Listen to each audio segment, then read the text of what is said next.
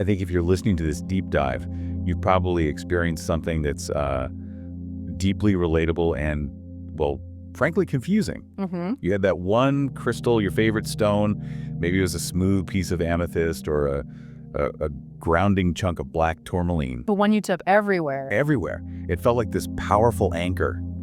And now you pick it up and you feel nothing. Or worse than nothing, just indifference. Exactly. Like you're holding a regular, boring pebble. It's a really unsettling moment, especially if you've relied on that stone for emotional support or, for clarity. It can make you doubt yourself. Right, you start thinking, did I lose my connection? Is the stone broken? But our mission today is to completely flip that narrative. We're here to explain this phenomenon, which is known in energetic circles as the crystal resonance shift. And here's the unexpected truth, and this is what we're really exploring. That feeling of disconnect is actually the most concrete evidence you have of spiritual growth. Yes, it means you haven't gone backward at all. You have, quite simply, leveled up. So we're going to spend the next few minutes unpacking the underlying science, both physical and metaphysical, behind why this relationship changes. And most importantly, how to confidently tell if your lack of connection means the stone is just drained, or if you have genuinely transcended its vibrational frequency. Okay, let's unpack this. Where do we start? The foundational physics. Yeah, to really get the shift, we have to start with the fundamental energetic difference between us and crystals. Human structure versus crystal structure. Exactly. Crystals, especially quartz, are built on a perfect, repeatable atomic lattice. This geometric perfection is so important because it generates a stable and fixed frequency. They're like these constant, solid pillars of energy. They are the ultimate stabilizing force. And this isn't just metaphysical talk, right? Yeah. We use that stability in the real world. We do. This fixed, unwavering structure is precisely why quartz is used in clocks and electronics. It maintains an ultra-consistent time signature because of the piezoelectric effect. The ability to generate an electric charge when you stress it. Right. So that's the science telling us that the crystal is a highly structured, fixed oscillator. Its energy is, it's non-negotiable. It doesn't move. And we as humans are the complete opposite. Fundamentally, our energy is so dynamic and fluid, it changes minute to minute based on our emotions, our thoughts. A spiritual work, everything. Everything. So let's look at the beginning of the relationship, the attraction phase, which is all based on the law of resonance. That's the phase where everything felt amazing and perfectly aligned. Initially, yeah. If your personal vibration is a little low, maybe you're dealing with heavy stress, you're operating at, let's say, floor 3 energetically, and you find a crystal that resonates stably at a higher frequency, say floor 5, that crystal acts like a powerful anchor. It pulls you up. It pulls your frequency up toward its stable level, and that's what makes you feel grounded, balanced, and good.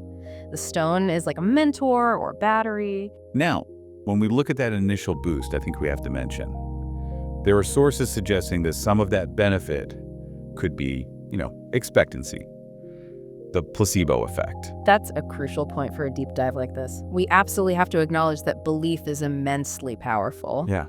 Whether the shift is purely energetic or if it's amplified by the powerful positive conditioning of holding something you believe is helping you, the key is that powerful belief. It elevates you. But then what happens when you introduce real, dedicated internal work? Then comes the crystal resonance shift, the breakup phase. The breakup phase, I like that. It is exactly that. You commit to meditation, you're doing inner healing, setting boundaries, and your personal frequency it accelerates dramatically. You might jump from floor 3 past floor 5, maybe all the way up to floor 8. And the crystal's still there, stuck on floor 5. Still steady at floor 5, having done its job perfectly. But now, when you connect with it, it can't lift you anymore. Okay, so this is where the confusion comes in for me. If I'm at floor 8 and the crystal is at floor 5, shouldn't it just feel neutral? Why does it sometimes feel like a drag? That is the critical mechanism of the shift. The crystal isn't just neutral, it represents a specific lower frequency pattern that you used to live in. Oh. Your new expanded energy field is now actively resisting being pulled back to that old familiar lower pattern. It becomes an anchor to your old reality. So that drag feeling is literally energetic friction. It's friction between your higher, faster frequency and the stone's fixed, slower one. You are resisting regression. You haven't gotten worse. You've transcended the need for that specific tool. That reframes the entire experience. It just shifts the focus from like guilt or failure to massive energetic success. Absolutely. So let's make this actionable for everyone listening. What are the concrete reasons that this shift confirms I'm on a, success trajectory? We've synthesized 5 core reasons why you might feel disconnected from that once essential stone. And yeah, they all point to your internal evolution. Okay, walk us through them. The first one is purpose fulfillment. You have to think about why the stone came into your life in the first place. Often, it arrived as a kind of temporary teacher or a crutch. Like rose quartz for heartbreak. A perfect example. It sought out for healing heartbreak or attracting self-love. So once you've truly processed that trauma and integrated that self-acceptance. The need for that specific frequency just dissolves. Precisely. Or think about black tourmaline, which is often used for protection during a crisis or in heavy energetic environments. Once you've built strong internal boundaries and you're in a safer, higher vibration space, You don't need the heavy shield anymore. the intense protection isn't necessary. The teacher retires once the lesson is learned because you've become strong enough to shield yourself internally. That makes a lot of sense. And that brings us to reason number 2, which ties right back to that resistance we were talking about. Vibrational mismatch. Absolutely. Your consciousness has expanded. Your personal energy is now way more refined. The fundamental frequency of that old stone R floor 5, it just can't effectively interface with your advanced energy body at floor 8. It's like a tech analogy. It's exactly like upgrading your spiritual operating system to 5G, and the stone is still transmitting on 3G. The signals just can't amplify each other anymore. Okay, that makes perfect sense. Now, what about the concept of time and reality? That's reason number 3, the timeline shift. In spiritual practice, we understand that energy holds intention, it holds memory. That old crystal can energetically represent your old timeline, the former version of you that was tied to past challenges and lower vibrations. Your soul is actively preparing you for a new, higher path. So by feeling that disconnect, you're getting a sign. You're receiving confirmation that you are no longer anchored to that past reality. Letting go of the old stone with gratitude helps make energetic space for the new tools that align with your new timeline. So it's not just an object. It's an energetic anchor to a past self that no longer serves the future you. Exactly. And the 4th reason just reinforces that success. The healing is complete. If the stone was meant to absorb or assist with a really deep, specific emotional wound. Like smoky quartz for clearing baggage or obsidian for shadow work. Right. The loss of attraction is your confirmation. You have successfully integrated those lessons. You've transformed that baggage. You don't need that frequency anymore because you are healed and ready to stand on your own 2 feet, energetically speaking. And the final one. What happened when we open up to receive even more information? That's the 5th reason. Your energy body needs a new code.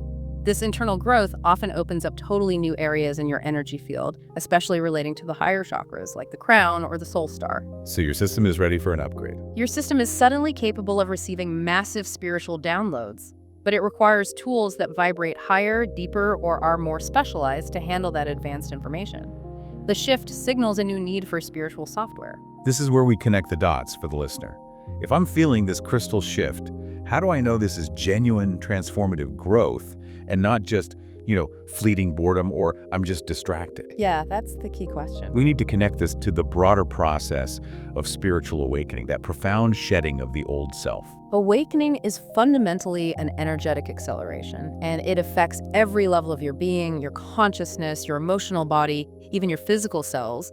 If you're truly navigating this crystal resonance shift, you'll almost certainly notice a cluster of other symptoms that point to this acceleration. It's not just a fleeting feeling, it's a deep inner rebirth. Okay, let's run through a check-in. If you recognize, say, 3 or more of these things happening at the same time, your energy is genuinely moving to the next level. First, look at your tolerance for shallow conversation. You might find small talk, gossip, just general superficial stuff. It's instantly tedious. You just can't do it anymore. You can't. You crave discussions about the universe, about meaning, purpose, deep topics that challenge how you see things.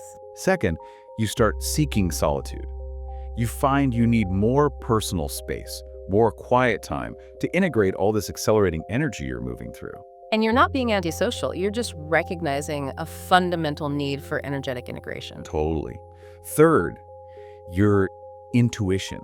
that inner knowing, your spidey sense, it becomes intensely heightened. Oh, yeah. You suddenly have this uncanny ability to just see the truth behind what people are saying or doing. You see right through manipulation. The illusions that society presents just start to look like a really poorly acted play. That's a great way to put it. Fourth, you start developing what might seem like bizarre interests. Oh. Suddenly you're deep diving into subjects that seem out there, whether it's the mysteries of ancient civilizations, the nature of consciousness, UFOs. Anything that challenges accepted reality. It's a sign your curiosity is tuning into higher dimensions of thought. Okay, number 5.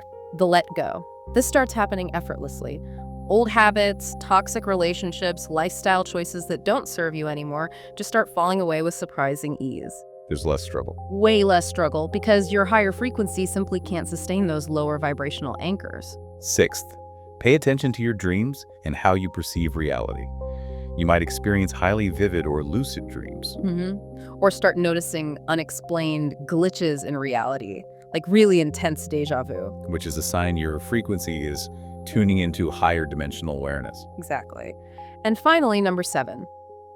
You feel this persistent, humbling, and undeniable urge to be in service to humanity.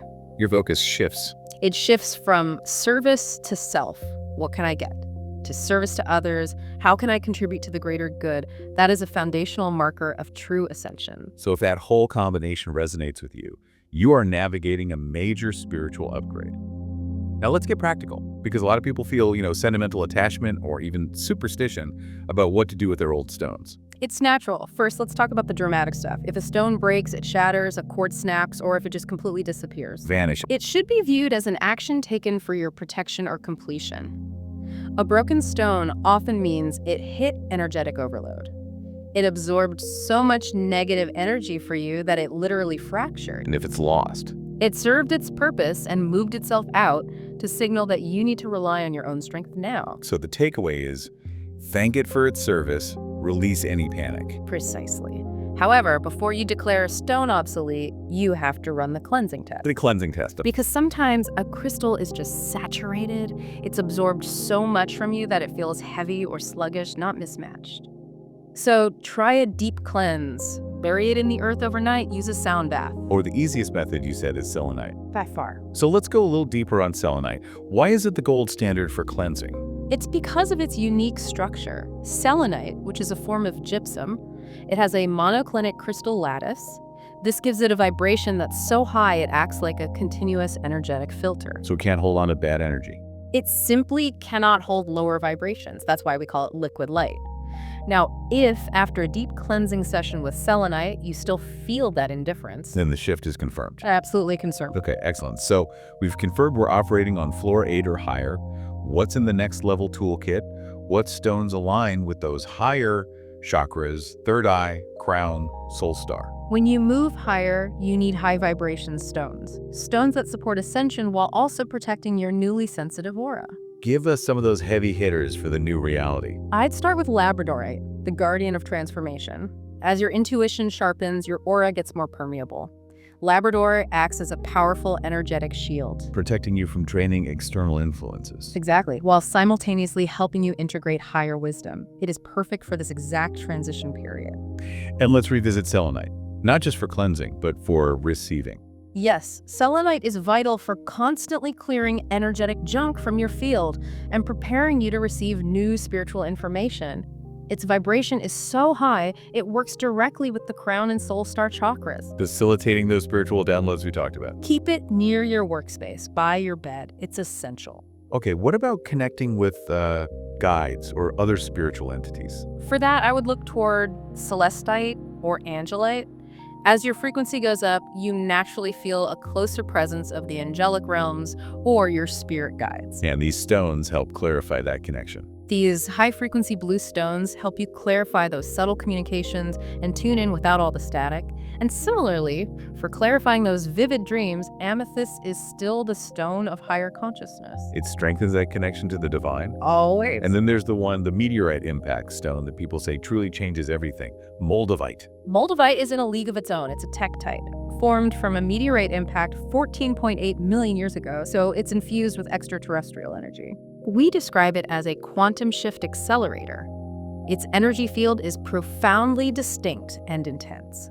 It will pull in transformation rapidly. Often dramatically. Often dramatically and intensely, yes.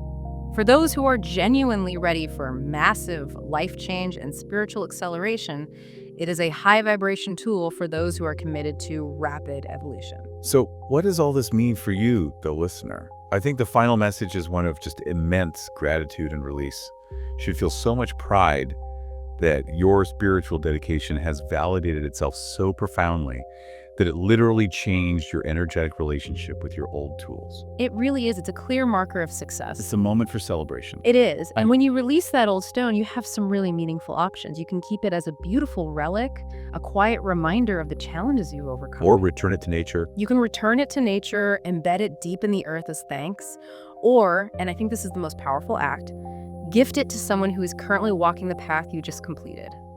Someone who needs that specific lesson or comfort that stone still offers. I love that. And let's end with a consideration of how this personal breakthrough actually impacts the collective. We talked about shedding the old self, but this internal healing, this shedding of old limiting patterns, it's actually a significant act of service to the entire planet. It's the highest leverage point we have. Spiritual evolution isn't just a personal journey, it's a planetary one. Right. When we dedicate ourselves to clearing our personal karmic baggage and releasing these untruths, we contribute less negative energy, less collective karma to the global field. By doing your inner work, you help elevate the baseline frequency of Earth itself. Helping it move into its next evolutionary chapter. Exactly. So how does your personal transformation contribute to the world's awakening?